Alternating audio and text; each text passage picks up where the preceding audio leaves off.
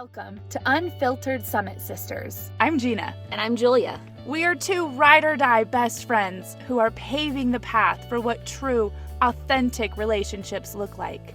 We're facing hardships head-on, having real, uncensored conversations, supporting each other's growth, and shining a light on true, raw healing. We are navigating the world the best we know how. Having a hell of a time doing it. Laughing every step of the way. Through the rain and sunshine. This is Canyon Culture. Welcome back to Unfiltered Summit Sisters. I think we got to stop saying we're in the canyon because it's summertime. We're always going to be in the canyon. It's true. And it's going to be so fun because we're going to find new places all the time. Yes. Because we're all going to be searching. Yeah. So, anyway. So today we're going to talk about really specifically how to support single moms in a very particular way. So right now I'm going through the fact that my kids are gone for 6 weeks with their dad and how some of the things people say are hurtful, some of the things people say aren't helpful, and how I manage that and what people can do to be aware. Right. To support other single moms who may be going through something similar. And everybody's going to be different, but this is how it is for me. Right. But I think that from the conversations I've had with other single moms, it's common. So give us a little recap of exactly your situation. Okay. So not only are they gone for 6 weeks, they're in a total different state. They are 1,300 miles away, and their dad is not a safe place. Mm-hmm. And so a lot of them don't want to be there. Right. There's a lot of fear, and it's not the best place for them to be spending that much time. Okay. And do you get to have regular contact with them while they're gone for 6 weeks? I can. I legally have every right to contact them. Mm-hmm. I let them decide because a lot of it for them is out of sight, out of mind, and they're playing a lot of video games, and he is Disneyland dad, so they're going to the pool and they're eating the junk food and occupied. And so there are times when I do call that it's a lot of tears, a lot of I miss you, a lot of I want to come home, and I don't think they have that if I don't call. So I let them navigate that, which means I don't talk to them a lot, which is super hard.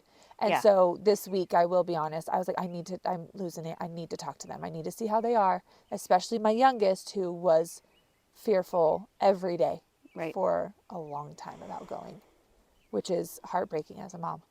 Yeah, absolutely. I cannot even imagine that scenario because this is one place where our stories are very, very different. Yeah. I have mine all the time. I don't share them a single minute, right? Yeah. So this is one place that's very different, and I can't imagine being away from my kids for even a weekend, let alone 6 whole weeks. I haven't done that. I haven't walked that. So, but specifically today, we really want to kind of hone in on how to support a single mom who's going through this. So what are some things that people have said that I'm sure are coming from a really good place? Absolutely. But that are really hurtful. And I think that's where I feel really blessed that I don't take them personally. So they're not bringing me to tears. Right. But I'm just like, oh, I wish people understood that that's not helpful. Mm-hmm. So when people say, oh, what a nice break.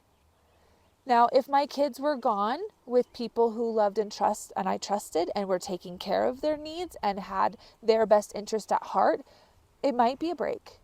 Right. 6 weeks is still not it. Right.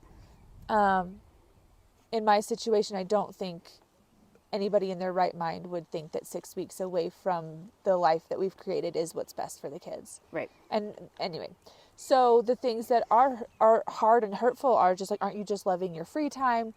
Are, just this ignorance of how nice it must be to not have my kids, and how enjoyable that might be. And there's nothing enjoyable about it. I don't sleep. In an empty home. My nervous system is on fire, whether my kids are with me or not, because I am going from being overly touched and overly stimulated by them to being so completely alone. Yeah. But I also have these emotions where when I'm around people, it's a lot. It's hard to be around a lot of people. Our weekend, our Sunday social gatherings have gotten really hard for me while the kids are gone. I'm like, this is too many people. This is too much stuff, too much attention. Yeah. So just a lot of the comments of just like, oh, I bet they're having so much fun, or just stuff that just feels ignorant because they don't know the situation and they're just trusting that their dad is a safe space. Right. And that's a dead fly.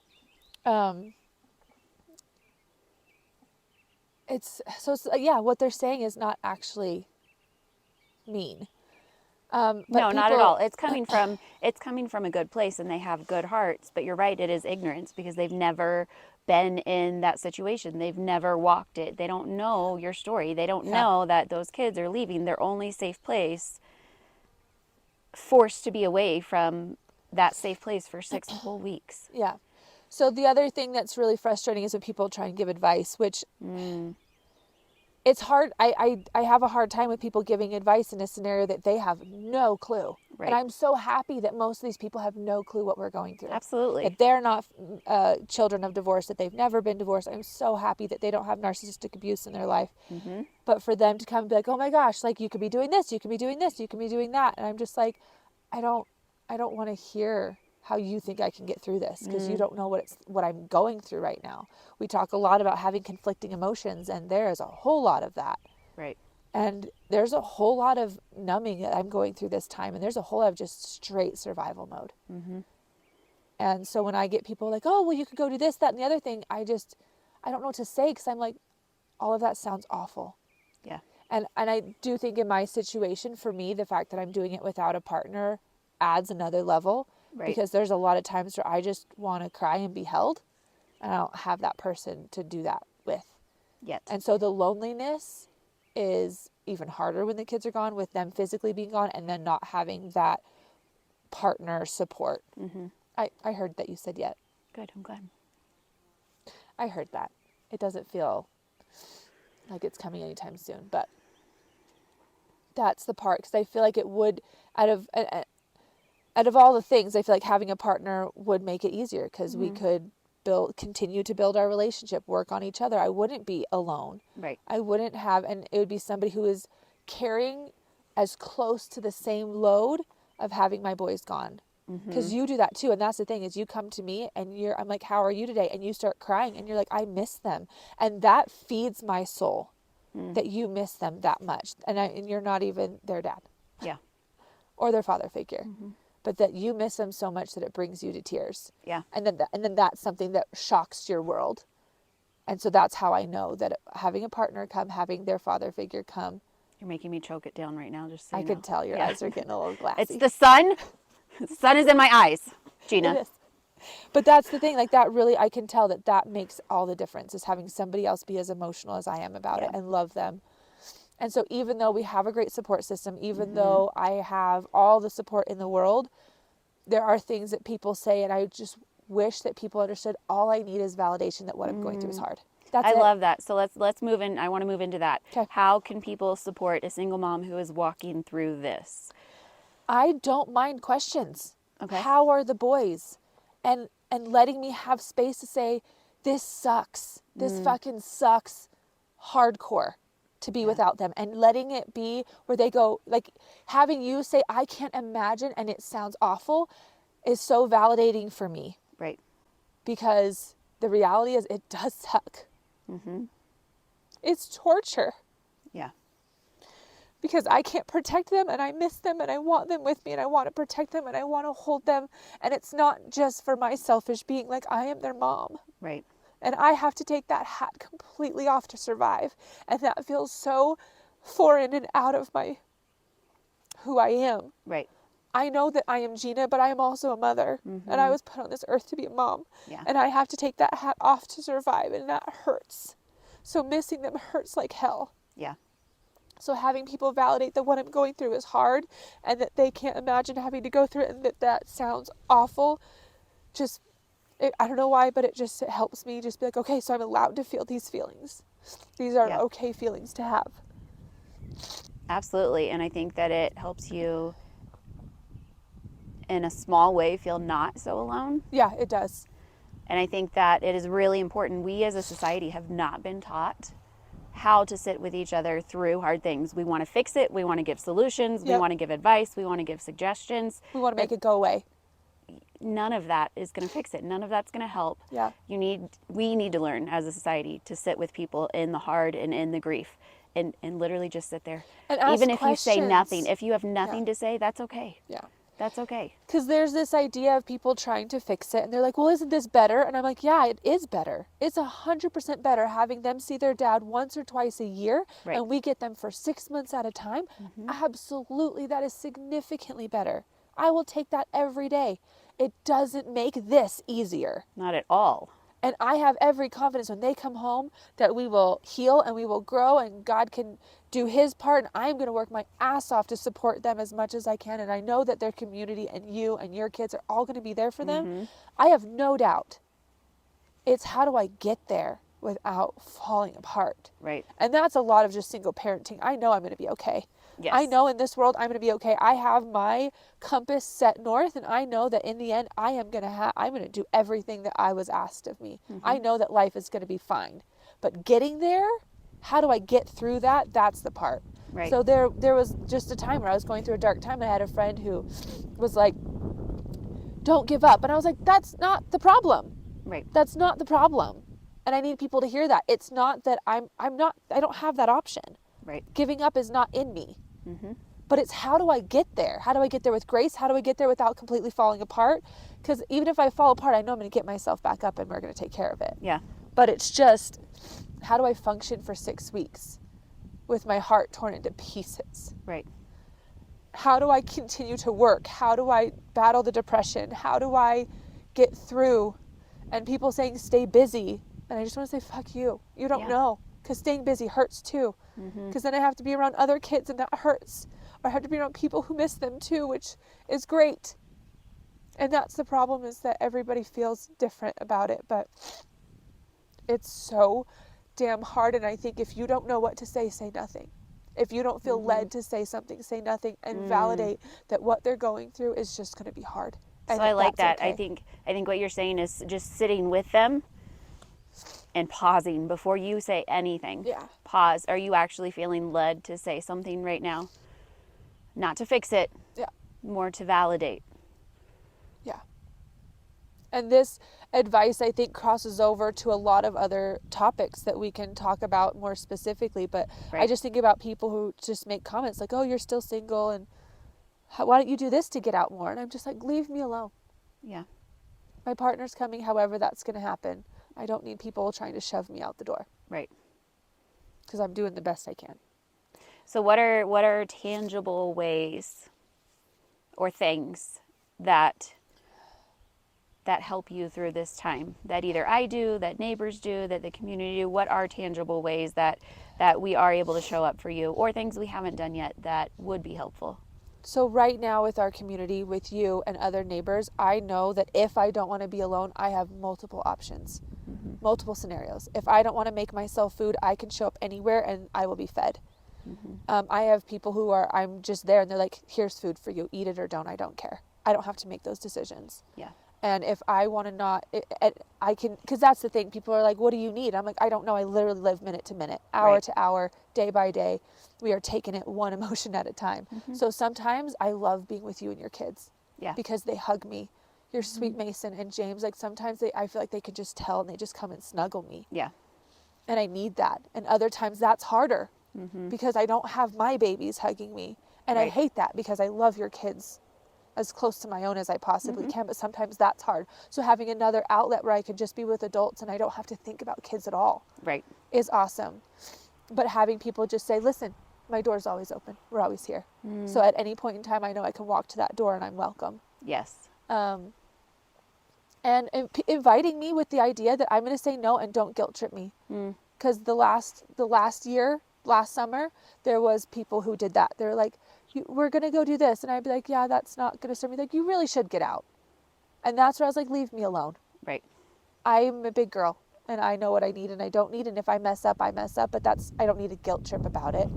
So I need people to just say, invite and be okay if I can't do it and continue to invite.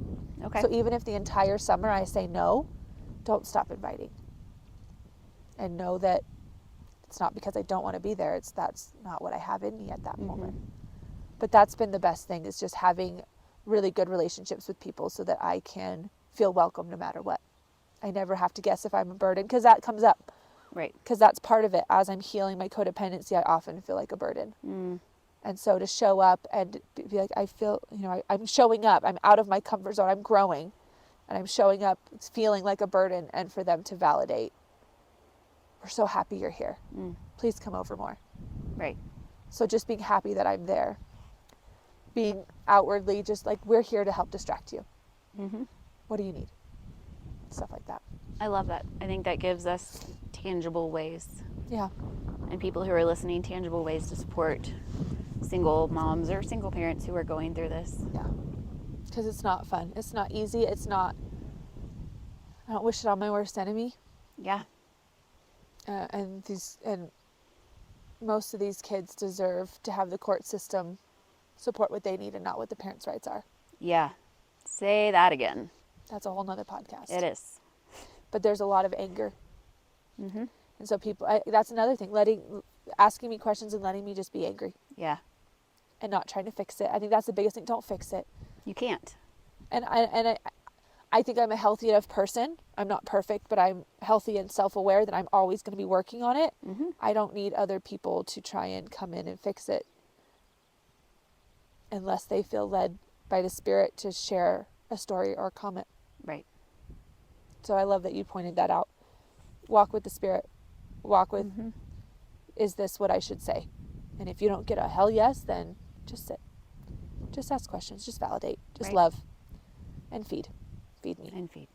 All the way. Spiritually, physically. Feed me. I think those are perfect. Yeah. Perfect, tangible ways that people can show up. Yeah. Okay. Well, I really need to do some gratitude because it's been a rough weekend. Yeah. I'm grateful we're halfway done. Thank you, Jesus. We are on a countdown. Yes. We're halfway done. And I'm so grateful.